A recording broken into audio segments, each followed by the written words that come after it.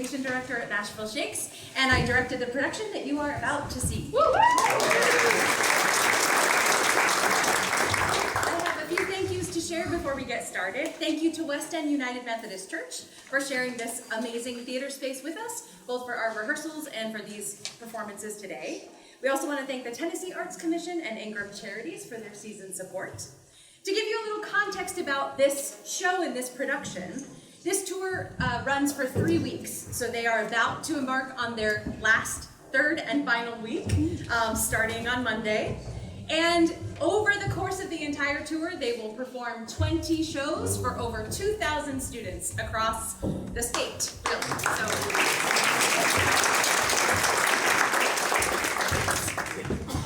If you have a cell phone on you, please make sure that it is off or quiet or flying in an airplane. However, it will not make any noise to disturb your neighbor or the actors on stage, because they're going to be looking right in your face. They're going to hear it and see it. So please keep those phones away for the 50 minutes of the show. I feel like a stewardess.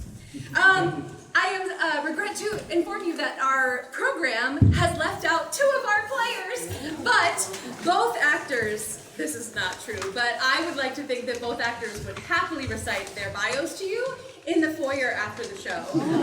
They won't, but you can find their bios on our website, nashvilleshakes.org. So please give a look to Trey and Zay's bio on our website. Please, please, please. Now, I invite you to laugh out loud, cry, shout, boo, conspire, and enjoy Julius Caesar.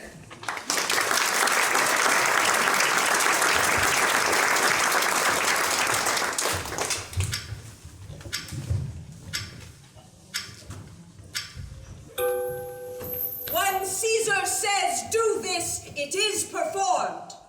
When I say Caesar, you say Caesar! Caesar! Caesar! Caesar! Caesar! When I say Caesar, you say Caesar! Caesar! Caesar! Caesar! Caesar! When I say Caesar, you say Caesar! Caesar! Caesar! Caesar! Caesar! When I say Caesar, you say Caesar! Caesar! Caesar! Caesar! Caesar! Do you not pump me? And do you now strew flowers in Caesar's way that comes in triumph over Pompey's blood? Be gone! Pray to the gods to intermit the plague that needs must light on this ingratitude.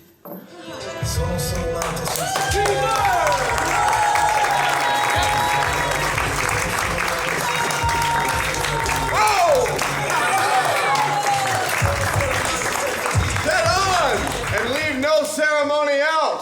Caesar! Caesar! Caesar! Caesar! Caesar! Who calls? I hear a tongue shriller than all the music cry Caesar. Speak, Caesar is turned to hear. Beware the Ides of March. What man is that? A soothsayer bids you beware the Ides of March. Set him before me. Let me see his face. Fellow, come from the throng, look upon Caesar. What sayest thou to me now? Speak once again. Beware the Ides of March. He is a dreamer. Let us leave him. Pass.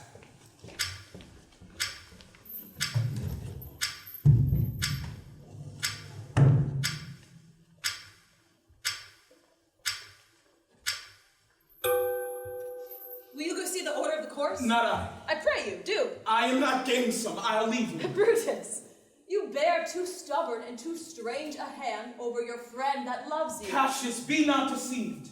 Vexed I am of late with passions of some difference, but let not therefore my good friends be grieved. Then, Brutus, I have much mistook your passion. Tell me, good Brutus, can you see your face? No, Cassius, for the eye sees not itself, but by reflection. 'Tis just. I have heard, where many of the best respect in Rome, except immortal Caesar, have wished that noble Brutus had his eyes. Into what dangers would you lead me, Cassius? That you would have me seek into myself for that which is not in me. Therefore, good Brutus, be prepared to hear. And since you know you cannot see yourself so well as by reflection, I, your glass, will modestly discover to yourself that of yourself which you yet know not of. What means this shouting? Or do you fear the people choose Caesar for their king? Aye. Do you fear it? Then must I think you would not have it so? I would not, Cassius. Yet I love him well. But wherefore do you hold me here so long? What is it that you would impart to me? If it be aught toward the general good, set honor in one eye and death in the other, and I will look on both indifferently. For let the gods so speed me, as I love the name of honor more than I fear death. Well, honor is the subject of my story. I was born free as Caesar, so were you. Ye gods, it doth amaze me, a man of such a feeble temper should so get the start of the majestic world and bear the palm alone. I do believe that these applauses are for some new honors that are heaped on Caesar. Why, man, he doth bestride the narrow world like a colossus, and we petty men walk under his huge legs and peep about to find ourselves dishonorable graves. Men at some time are masters of their fates. The fault, dear Brutus, is not in our stars, but in ourselves that we are underlings. Brutus and Caesar. What should be in that Caesar? Why should that name be sounded more than yours? Oh, you and I have heard our father say, there was a Brutus once that would have brooked the eternal devil to keep his state in Rome as easily as a king. What you have said I will consider. What you have to say I will with patience hear, and find a time both meet to hear and answer such high things. To then, my noble friend, chew upon this. Brutus had rather be a villager than to repute himself a son of Rome under these hard conditions as this time is like to lay upon us. I'm glad that my weak words have struck with this much show of fire from Brutus. Brutus! Cassius. Antonius. Caesar! Casca.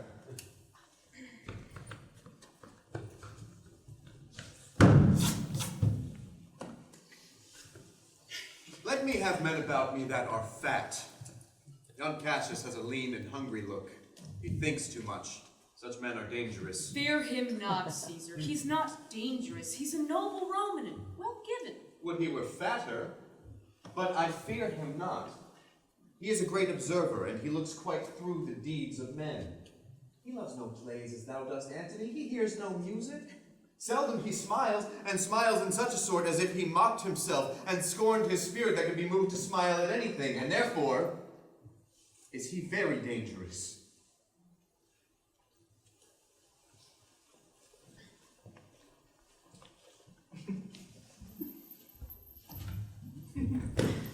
Would you speak with me? Aye, Casca. Tell us what hath chanced today that Caesar looks so sad. Why, there was a crown offered him. He put it by with the back of his hand, thus. And then the people fell a-shouting, Caesar, all hail Caesar! Who offered him the crown? Why, Antony! But soft, I pray. What? Did Caesar swoon? He fell down in the marketplace and foamed at mouth and was speechless. What said he when he came unto himself? He said, if he had done or said anything amiss, he desired their worships to think it was his infirmity. 3 or 4 wenches where I stood cried, alas, good soul, and forgave him with all their hearts. If Caesar had stabbed their mothers, they would have done no less. Will you dine with me tomorrow? Aye, if I be alive, and your mind hold, and your dinner worth the eating. Good. I will expect you. Do so. Farewell both. What a blunt fellow is this grown to be. He was quick mettle when he went to school. So is he now, in execution of any bold or noble enterprise, however he puts on this tardy form. This rudeness is a sauce to his good wit, which gives men's stomach to digest his words with better appetite. And so it is. For this time I will leave you. Until then, think of the world.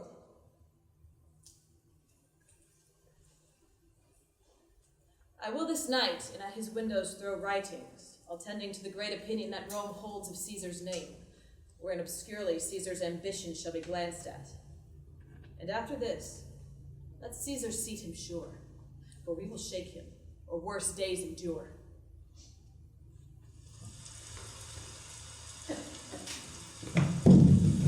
Who's there? A Roman! Casca, by your voice. Your ear is good. Cassius, what night is this? A very pleasing night to honest men. Whoever knew the heavens menace so? The those that have known the earth so full of faults. It is the part of men to fear and tremble when the most mighty gods, by tokens, send such dreadful heralds to astonish us. You put on fear and cast yourself in wonder to see the strange amazements of the heavens. Now could I, Casca, name to thee a man most like this dreadful night, a man no mightier than thyself or me, yet fearful as these strange eruptions are? 'Tis Caesar that you mean, is it not, Cassius? Let it be who it is. Indeed, they say the senators tomorrow mean to establish Caesar as a king. Cassius from bondage will deliver Cassius. So can I. So every bondman in his own hand bears the power to cancel his captivity. And why should Caesar be a tyrant then? Poor man, I know he would not be a wolf, but that he sees the Romans are but sheep. He's just joking. But oh, grief, where hast thou led me? I perhaps speak this before a willing bondman, and I know my answer must be made. You speak to Casca, and to such a man that is no fleering telltale. Hold my hand, and I will set this foot of mine as far as who goes farthest. There's a bargain made. Cassius! If you could but win the noble Brutus to our party. Be you content. Good Casca, take this paper, look you led where Brutus may find it. All this done, repair to Pompey's porch where you shall find us.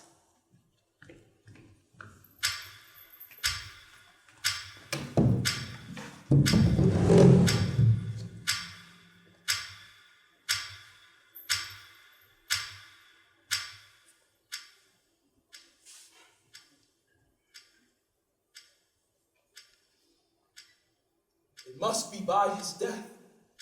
And for my part, I know no personal cause to spurn at him, but for the general. He would be crowned. How that might change his nature, there's the question. The abuse from greatness is when it disjoins remorse from power. O Rome, I make thee promise, thou receivest thy full petition at the hand of Brutus. Since Cassius first did set me against Caesar, I have not slept. O conspiracy! Let him enter. I think we are too bold upon your rest. Good morrow, Brutus, do we trouble you? I have been up this hour, awake all night. Give me your hands all over, one by one. And let us swear our resolution. But do not stain the even virtue of our enterprise. To think that our cause or our performance did need an oath, when every drop of blood that every woman bears, and nobly bears, is guilty of a several blasphemy, if he do but break the smallest particle that hath passed from it. Shall no man else be touched but only Caesar? Let Antony and Caesar fall together. Let's be sacrificers, but not butchers, Caius. But alas, Caesar must bleed for it. Let's carve him as a dish fit for the gods, not hew him as a carcass fit for hounds. And for Mark Antony, think not of him, for he can do no more than Caesar's arm when Caesar's head is off. And yet I fear him, for in the engrafted love he bears to Caesar. Peace, count the clock. The clock has stricken 3. It's time to part. But it is doubtful yet whether Caesar will go forth today or no, for he is superstitious grown of late. I can or sway him, and I will bring him to the capital. The morning comes upon us. We'll leave you, Brutus. Good friends of mine, look fresh and merry. Let not our looks put on our purposes. Brutus, my lord. Portia, what mean you? Wherefore rise you now? You've ungently, Brutus, stole from my bed. And yesternight at supper you suddenly arose and walked about musing and sighing with your arms across. And when I asked you what the matter was, you stared upon me with ungentle looks. I will not let you eat, nor talk, nor sleep. I should not know you, Brutus. Dear my lord, make me acquainted with your cause of grief. I am not well in health, and that is all. Brutus is wise, and were he not in health, he would embrace the means to come by it. Why, so I do. Good Portia, go to bed. Within the bond of marriage, tell me, Brutus, is it accepted I should know no secrets that appertain to you? Dwell I but in the suburbs of your good pleasure? If it be no more, Portia is Brutus's harlot, not his wife! You are my true and honorable wife. If this were true, then should I know this secret? All my engagements I will construe to thee.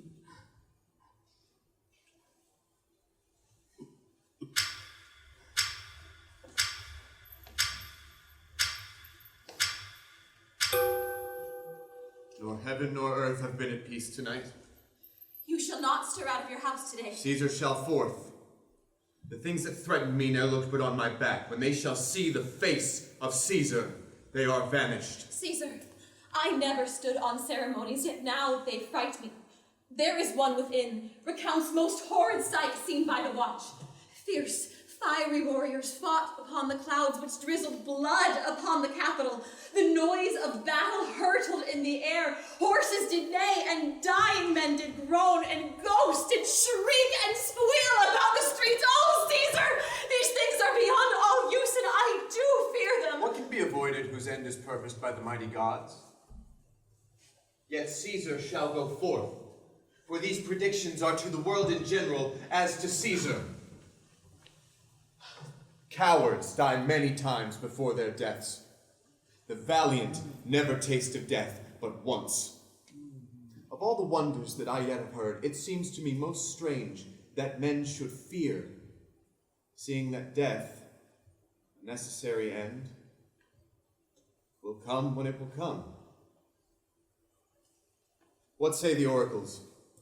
They would not have you to stir forth today.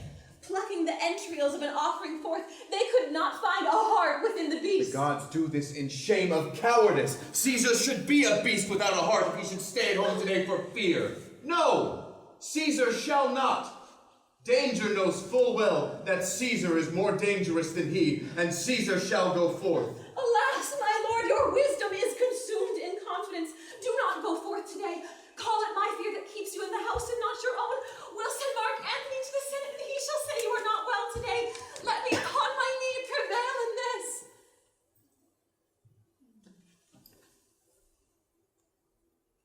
Mark Antony shall say I am not well, and for thy humor I will stay at home.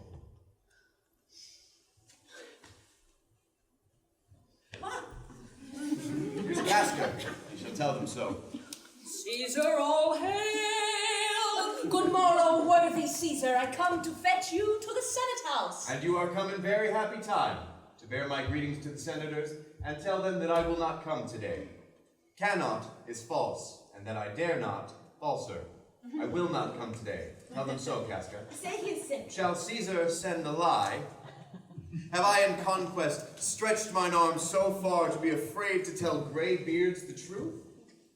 Casca, go tell them Caesar will not come. Most mighty Caesar, let me know some cause, lest I be laughed at when I tell them so. The cause is in my will. I will not come. That cannot satisfy the Senate. But for your private satisfaction, because I love you, I will let you know. Calpurnia here, my wife, stays me at home. She dreamt tonight she saw my statue, which, like a fountain with 100 spouts, did run pure blood. And many lusty Romans came smiling and did bathe their hands in it. And these does she apply for warnings and portents and evils imminent. And on her knee hath begged that I will stay at home today. This dream is all misinterpreted. It was a vision, fair and fortunate, your statue spouting blood in many pipes in which so many smiling Romans bathed signifies that from you great Rome shall drink reviving blood. This by Calpurnia's dream is signified. And this way have you well expounded it. And know it now. The Senate have concluded to give this day a crown to mighty Caesar. If you shall send them word you will not come, their minds may change. Besides, it were a mock apt to be rendered for someone to say, break up the Senate till another time when Caesar's wife shall meet with better dreams. If Caesar hide himself, shall they not whisper, lo, Caesar is afraid.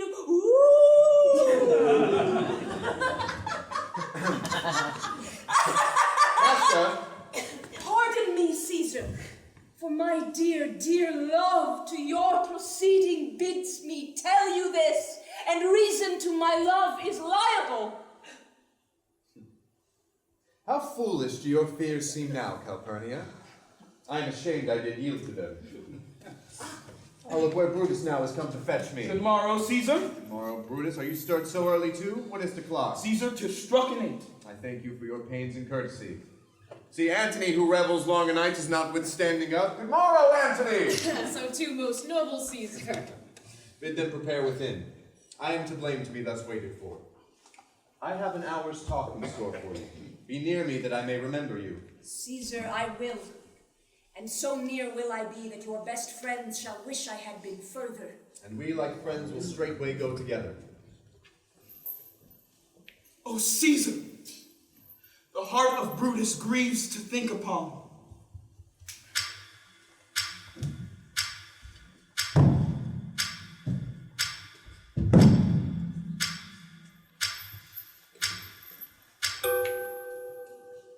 The Ides of March are come. I fear our purpose is discovered. Casca, be sudden, for fear prevention. Brutus, what shall be done? Cassius, be constant. Casca, you are the first that veers your hand. Are we all ready?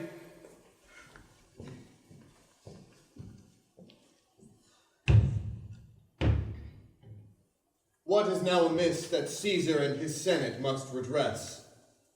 Most high, most mighty, and most powerful Caesar, Metellus Cimber throws before thy seat a humble heart. I must prevent thee, Cimber.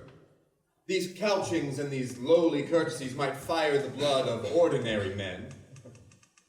Be not foolish to think that Caesar bears such rebel blood that will be thawed from the true quality with that which melteth fools.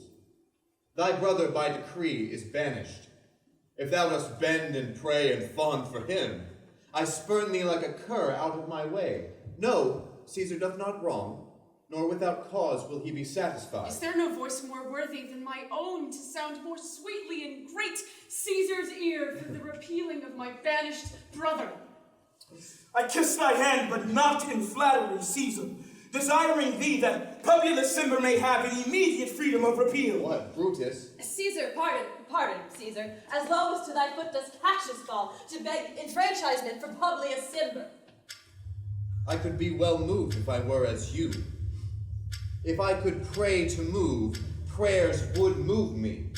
But I am constant as the northern star, of whose true fixed and resting quality there is no fellow in the firmament. That I was constant, Cimber should be banished, and constant do remain to keep him so. Caesar! Hence!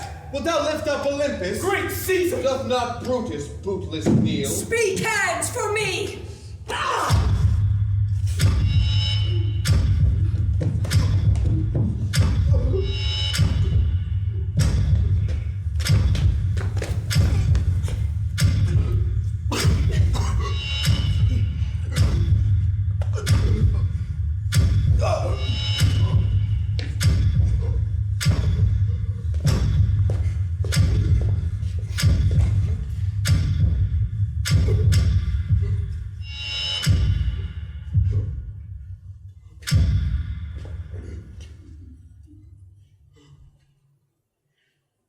To Brute.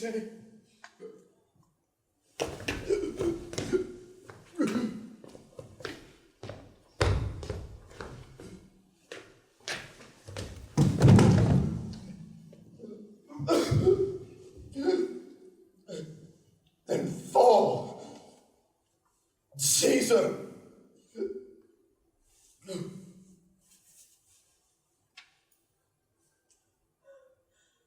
Liberty, freedom, tyranny is dead! Run hence, proclaim, cry it about the streets! Some to the common pulpits, and cry out liberty, freedom, and enfranchisement! People and senators, be not affrighted, fly not, stand still. Ambition's debt is paid. Go to the pulpit, Brutus, and Cassius too! Where is Antony? Fled to his house amazed. Men, wives, and children stare, cry out, and run as it were doomsday. That we shall die, we know. Why, he that cuts off 20 years of life cuts off so many years of fearing death. Grant that, and then is death a benefit. So are we Caesar's friends that have abridged his time of fearing death. Stoop, Romans, stoop, and let us bathe our hands in Caesar's blood. Then walk we forth, even to the marketplace. Let's all cry peace, freedom, and liberty. Peace, freedom, and liberty. Stoop then and wash. How many ages hence shall this our lofty scene be enacted in states unborn and accents yet unknown? Hence, every man away. Brutus shall lead us, and we will grace his heels with the most boldest and best hearts of Rome. Welcome, Mark Antony. Oh, mighty Caesar, dost thou lie so low? Are all thy conquests, glories, triumphs, spoils shrunk to this little measure?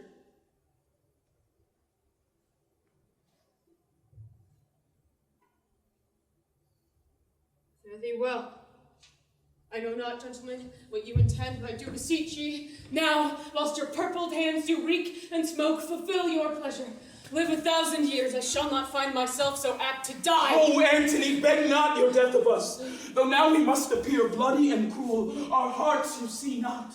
They are pitiful, and pity to the general wrong of Rome hath done this deed on Caesar. Our arms and our hearts do receive you in with all kind love, good thoughts, and reverence. Your voice shall be as strong as any man's in the disposing of new dignities. Only be patient till we have appeased the multitude, beside themselves with fear, and then we will deliver you the cause. Why, I, that did love Caesar when I struck him, have thus proceeded. I doubt not of your wisdom. Gentlemen, alas, what shall I say? My credit now stands on such slippery ground that one of two bad ways you must conceit me, either a coward or a flatterer. That I did love thee, Caesar. Oh, 'tis true. If then thy spirit look upon us now, shall it not grieve thee dearer than thy death, to see thy Antony making his peace, shaking the bloody fingers of thy foes, most noble in the presence of thy corpse? Pardon me, Julius! I blame you not for praising Caesar so. Will you be picked in number of our friends, or shall we on and not depend on you? Friends, am I with you all, and love you all, upon this hope that you shall give me reasons why and wherein Caesar was dangerous? Our reasons are so full of good regard that were you, Antony, the son of Caesar, you should be satisfied. That's all I seek, and am, moreover, suitor that I may produce his body to the marketplace, and in the pulpit, as becomes a friend, speak in the order of his funeral. You shall, Mark Antony. Brutus! A word with you. You know not what you do. Know you how much the people may be moved by that which you will utter? By your pardon, I will myself into the pulpit first, and show the reason of our Caesar's death. I know not where he fall. I like it not. Mark Antony, here, take you Caesar's body. You shall not in your funeral speech blame us, but speak all good you can devise of Caesar. And say you do it by our permission, else shall you not have any hand at all about his funeral. You shall speak in the same pulpit whereto I am going, after my speech has ended. Be it so. I do desire no more. Prepare the body then, and follow us.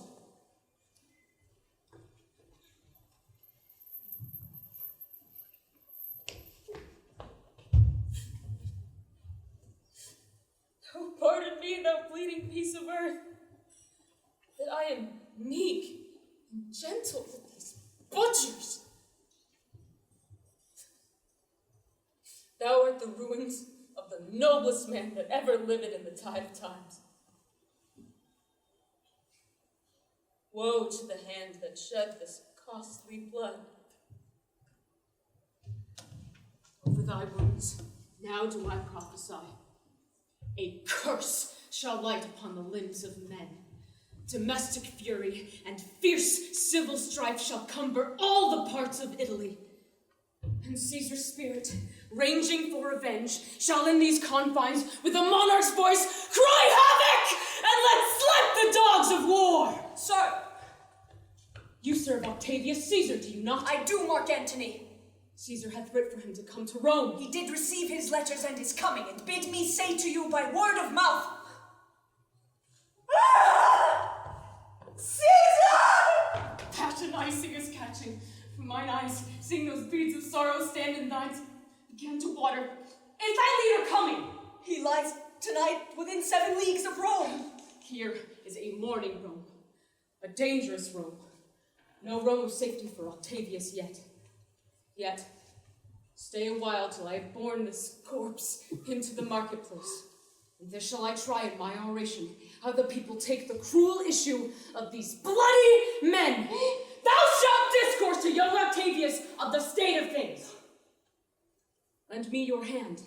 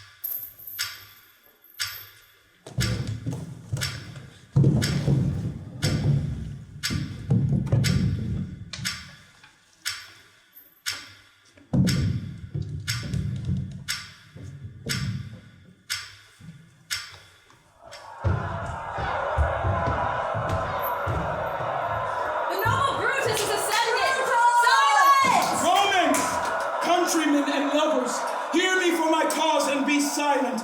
This is my answer. Not that I love Caesar less, but that I loved Rome more. As Caesar loved me, I weep for him.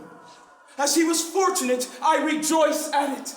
As he was valiant, I honor him. But as he was ambitious, I slew him. Murderer! There is tears for his love, joy for his fortune, honor for his valor, and death for his ambition. Brutus! Who is here so vile that will not love his country? None! I have done no more to Caesar than you shall do to Brutus. Here comes his body mourned by Mark Antony, who, though he had no hand in his death, shall receive the benefit of his dying, a place in the commonwealth, as which of you shall not? With this I depart, that as I slew my best lover for the good of Rome, I have the same dagger for myself, when it shall please my country to need my death. Aye! Good country, let me depart alone, and for my sake stay here with Antony. Do grace to Caesar's corpse, and grace his speech tending to Caesar's glories, which Mark Antony, by our permission, is allowed to make.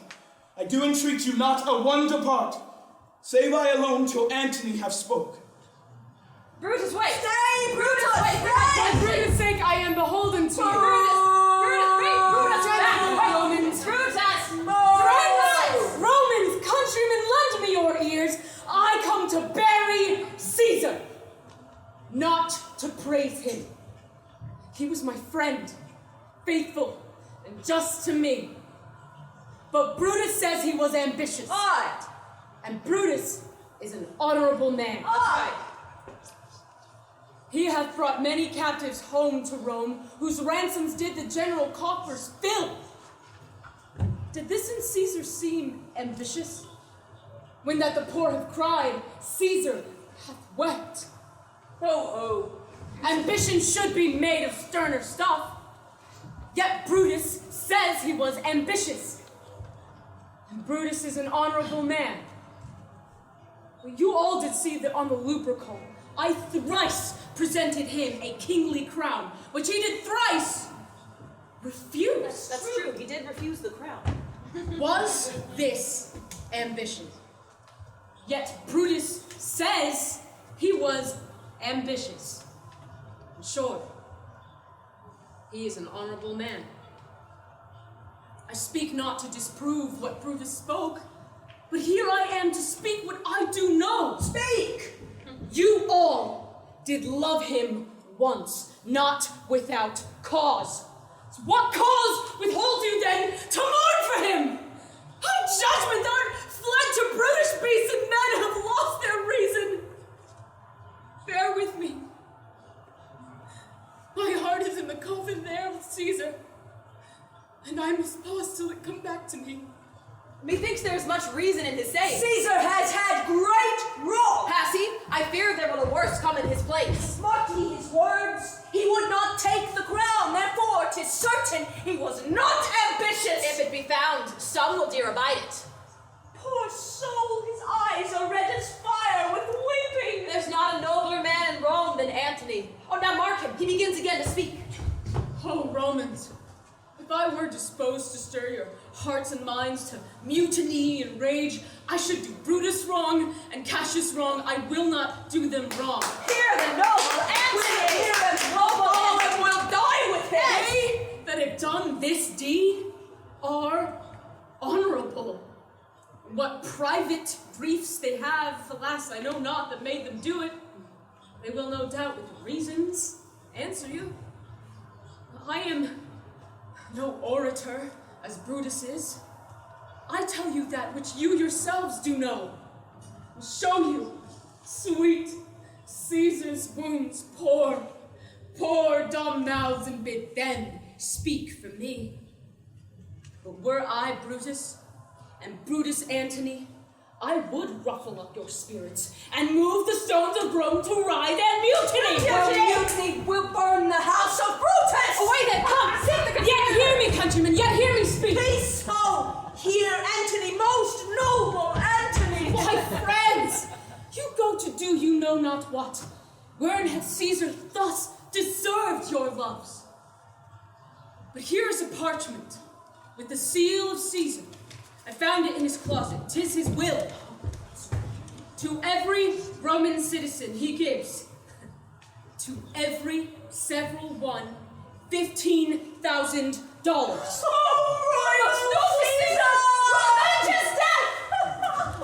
Oh, friends, hear me with patience. Moreover, he hath left you all his walks, his new planted orchards, and this side Tiber, he hath left them you and to your heirs.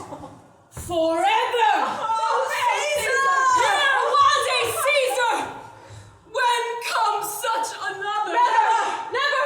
Away! Come, seek the conspirators! Take away body! Go fetch fire! Put down benches! Pluck down forms, windows, anything! Hail Caesar! Burn the house of Brutus!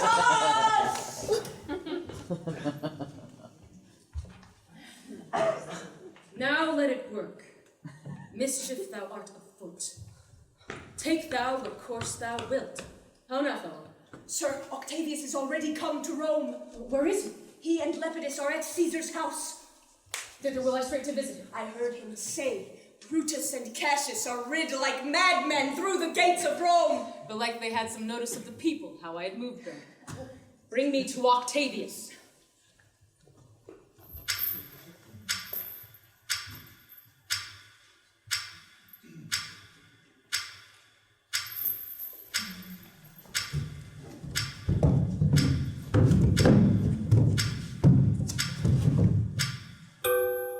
And now, Octavius, listen, great things. Brutus and Cassius are levying powers. Therefore, let our alliance be combined, and let us presently go sit in council. Let us do so, for we are at the stake, and bade about with many enemies, and some who smile have in their hearts, I fear, millions of mischiefs.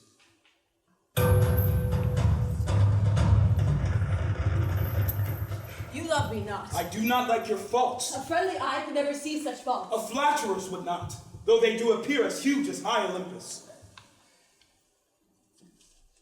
Come, Antony, and young Octavius, come. Revenge yourselves alone on Cassius, for Cassius is aweary of the world, hated by one he loves. Oh, I could weep my spirit from mine eyes, for I know that when thou didst hate Caesar worse, thou loved him better than ever thou lovest Cassius! Oh, Cassius! You are yoked with a lamb that carries anger as the flint bears fire, who much in force shows a hasty spark and straight is cold again. Hath Cassius lived be but mirth and laughter to his Brutus, when grief and blood ill-temper vex him? When I spoke that, I was ill-tempered too. Do you confess so much? For shame, you generals! What do you mean? Love and be friends, as two such friends should be. For I have seen more years, I am sure, than ye. How badly doth the cynic rhyme. Bid you hence, Sirrah, saucy fellow, hence. Bear with him, Brutus, 'tis his fashion. Bid the commanders, Prepare to lodge their companies tonight. Casca, a bowl of wine.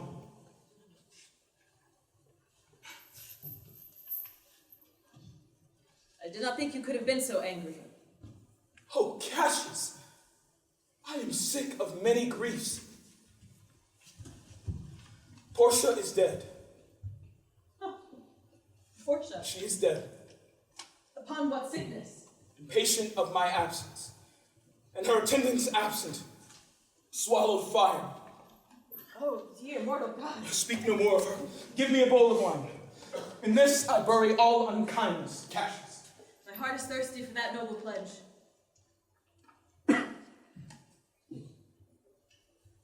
Now, sit we close about this taper here, and call in question our necessities. I have here received letters that young Octavius and Mark Antony come down upon us with a mighty power, bending their expedition toward Philippi. Myself have letters of the self-same tenor. With what addition? Octavius and Antony have put to death 100 senators.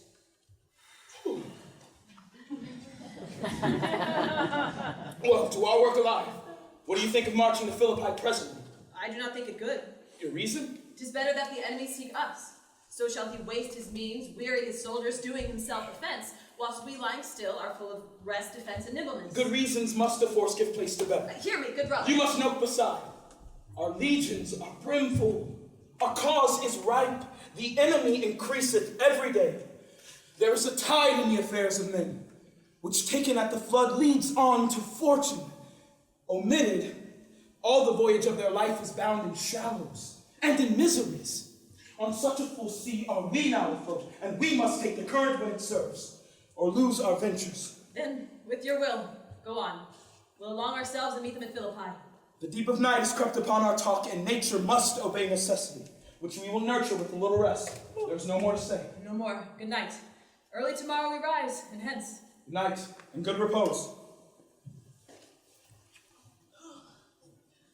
Oh, my dear brother, this was an ill beginning of the night. Never comes such division between our souls. Let it not, Brutus. Everything is well. Good night, my friend. Good night.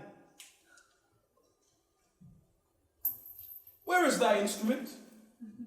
Here in the tent, my What, lord. thou speakst drowsily? Poor knave, I blame thee not. Canst thou hold up thy heavy eyes a while and play thy instrument a strain or two? It is my honor. If I do live, I will be good to thee.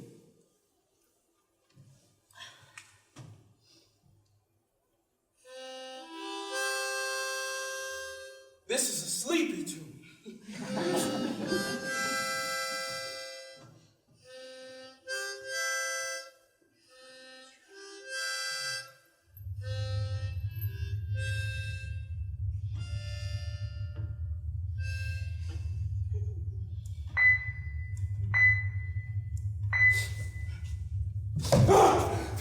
Who comes here? I think it is the weakness of mine eyes that shapes this monstrous apparition. It comes upon me. Art thou anything? Art thou some god, some angel, or some devil that makest my blood cold and my hair to stare? Speak to me what thou art. Thy evil spirit, Brutus, But why comest thou?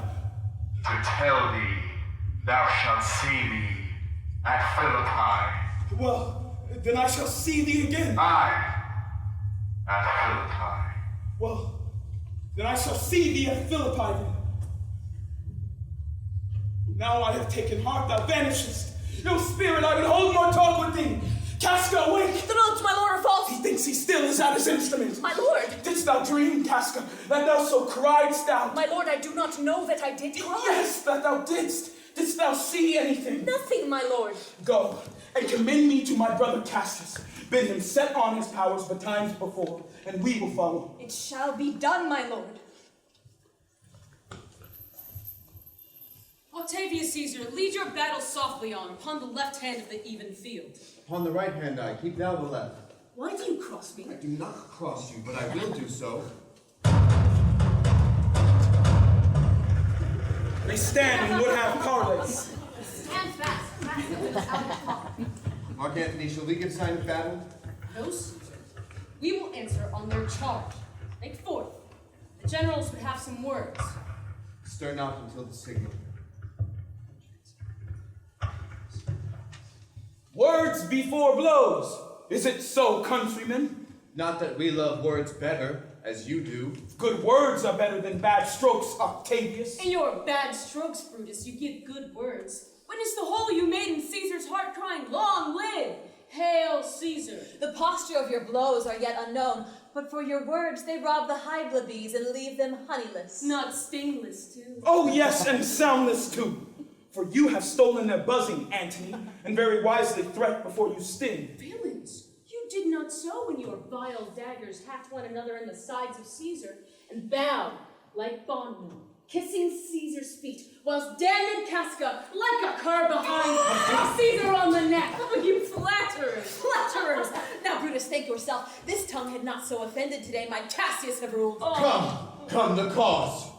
If arguing make us sweat, the proof of it will turn to redder drops. Look, I draw a sword against conspirators. When think you that the sword goes up again? Never, till Caesar's 33 wounds be well avenged. Caesar, thou canst not die by traitors' hands unless thou bringest them with thee. So I hope. I was not born to die on Brutus' sword. Oh, if thou wert the noblest of thy strain, young man, thou couldst not die more honorable. A peevish schoolboy, worthless of such honor, joined by a masker and a reveler. Old catches still. Come, Antony, away! If you dare fight today, come to the field. If not, when you have stomachs.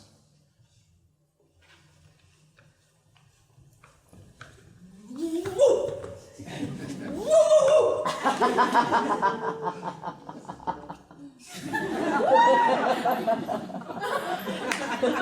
Low winds swell, billow, and swim bark.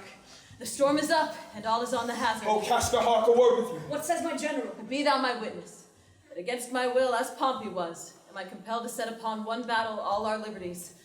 Our army lies, ready to give up the ghost. Believe not so. I but believe it partly, for I am fresh of spirit, and resolved to meet all perils very constantly. Even so. Let us reason with the worst that may befall. If we do lose this battle, then is this the very last time we will speak together? What are you then determined to do? To arm myself with patience, to stay the providence of some high powers that govern us below. And whether we shall meet again, I know not. Therefore, our everlasting farewell take. Forever and forever, farewell, Cassius. Forever and forever. Farewell, Brutus. Why then lead on. Oh, that a man might know the end of this day's business ere it come.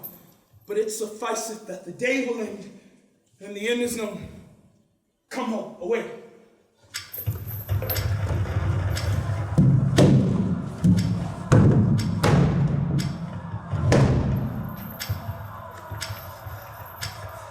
Brutus gave the word too early. His soldiers fell to spoil. Fly further off, my lord.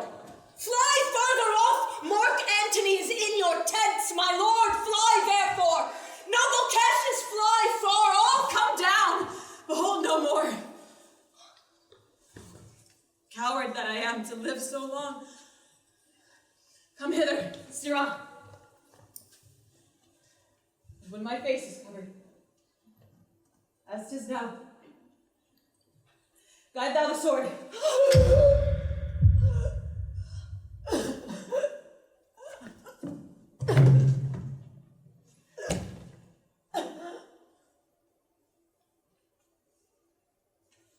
So I am free, yet would not so have been, durst I had done my will. Oh, Cassius! Oh, Julius Caesar! Thou art mighty yet! Thy spirit walks abroad and turns our swords in our own proper entrails. Friends, I owe more tears to this dead man than you shall see me pay. I shall find time, Cassius. I shall find time. Sit thee down, Casca. Slaying is the word. It is a deed in fashion. The ghost of Caesar hath appeared to me.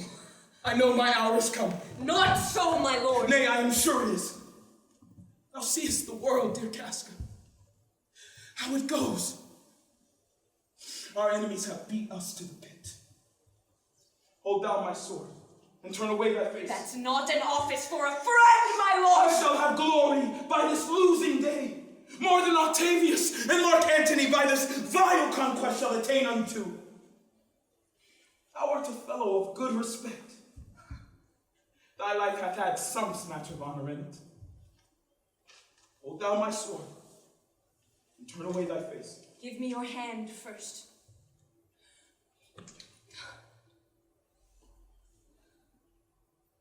Fare you well, my lord.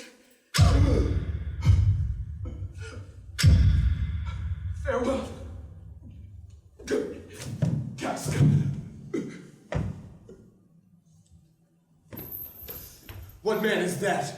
Where is thy leader? Free from the bondage you are in, Octavius. The conquerors can but make a fire of him, for Brutus only overcame himself, and no man else hath honor by his death. All that served Brutus, I will entertain them. This was the noblest Roman of them all. According to his virtue, let us have him with all respect and rites of burial. Within my tent tonight his bones shall lie, most like a soldier, ordered honorably.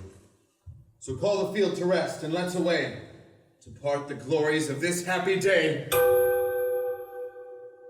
Sono nato senza Dio, senza Dio, senza Dio.